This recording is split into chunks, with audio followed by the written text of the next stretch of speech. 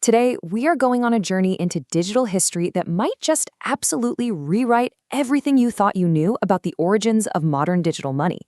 When we hear the word cryptocurrency, our minds instantly jump to the late 2000s, Bitcoin, and those massive bull runs, right? But to truly understand the DNA of the privacy tools we all rely on today, we've got to rewind the clock much, much further. Okay, let's dive into this, because if you ask who invented the blockchain, you usually get a one-word answer: Satoshi. People just naturally assume the pseudonymous creator of Bitcoin pulled the whole concept out of thin air in 2008. But what if I told you the foundational tech for blockchain was actually proposed and coded when a lot of the people trading crypto today were literally still watching Saturday morning cartoons?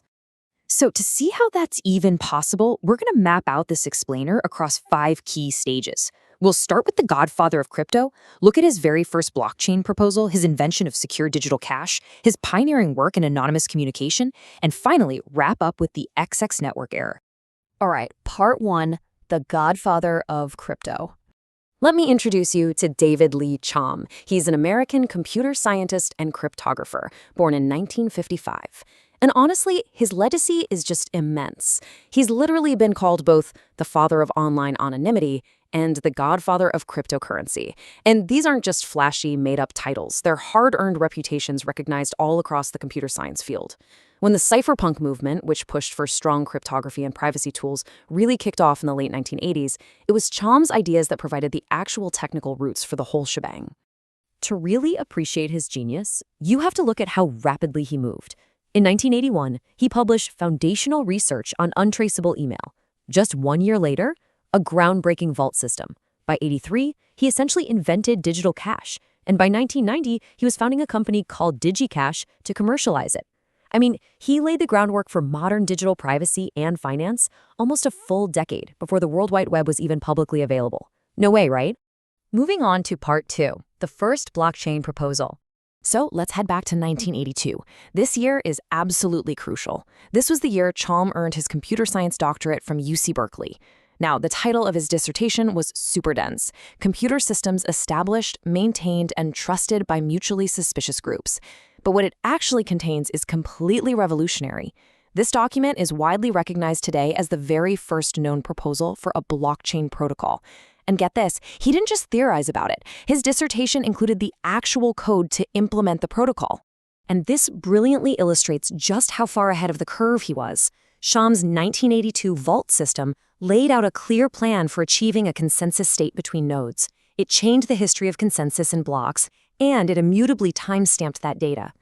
Does that sound familiar? Well, it definitely should. It has nearly every single element of the blockchain detailed in the 2008 Bitcoin white paper, missing only the specific consensus mechanism we know as proof of work. Decades before Bitcoin, the blockchain was already born at UC Berkeley. Okay, part 3, inventing secure digital cash. So Chaum didn't just want secure networks. He wanted to solve a massive real-world problem.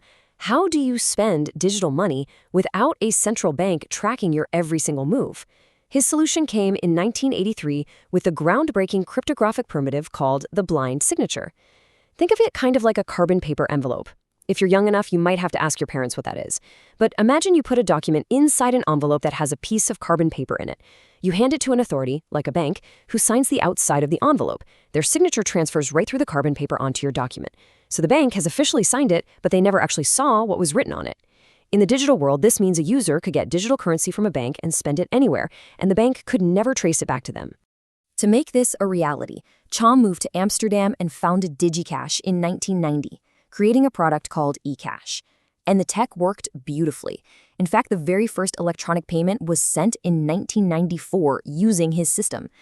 But, being decades ahead of your time definitely has its drawbacks. The world simply wasn't ready for digital currency, and e-commerce was barely in its infancy. I mean, imagine trying to pitch untraceable digital cash to people who were still terrified to put their credit card into a web browser. So by 1998, DigiCash filed for bankruptcy. But while it was a commercial failure at the time, it proved beyond a shadow of a doubt that secure, untraceable digital cash was technically possible. Which brings us to part 4, pioneering anonymous communication. But Chaum's vision wasn't limited to just money. Because really, what good is anonymous cash if everything else you do online is being watched? Back in his 1981 paper, he proposed a concept called mixed networks.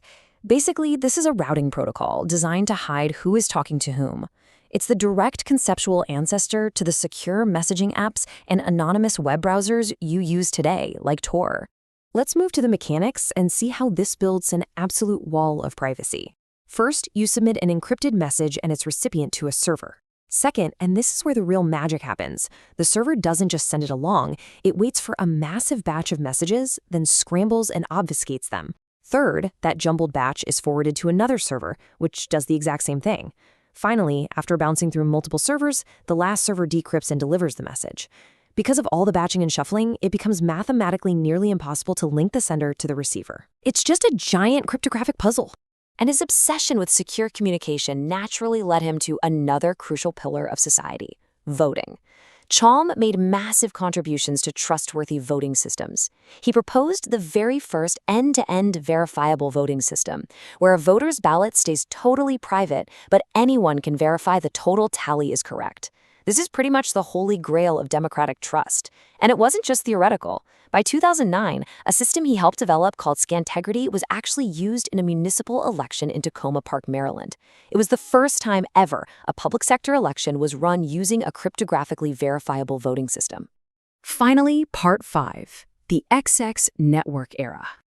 Now, what's really interesting about this is comparing his focus over time. You might think a guy who invented all of this in the 1980s would just rest on his laurels, right? Not David Chaum.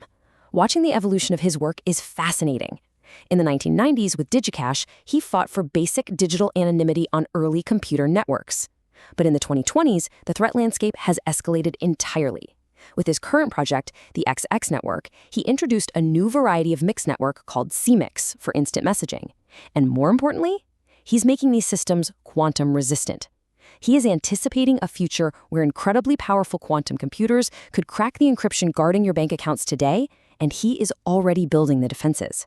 In 2021, all of this culminated in the launch of the XX coin.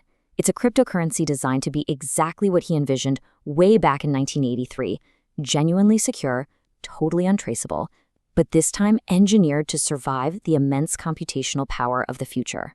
Which leaves us with a fascinating thought to end on. David Chaum invented the architecture of the blockchain, digital cash, and anonymous routing literally decades before the world even realized they needed them. His 1982 dissertation was a clear roadmap to the future. So as quantum computing approaches and our digital privacy is more vulnerable than ever, we really have to ask, will the digital world finally catch up to David Chaum's vision for absolute privacy? Or are we still just playing catch up to the godfather of crypto?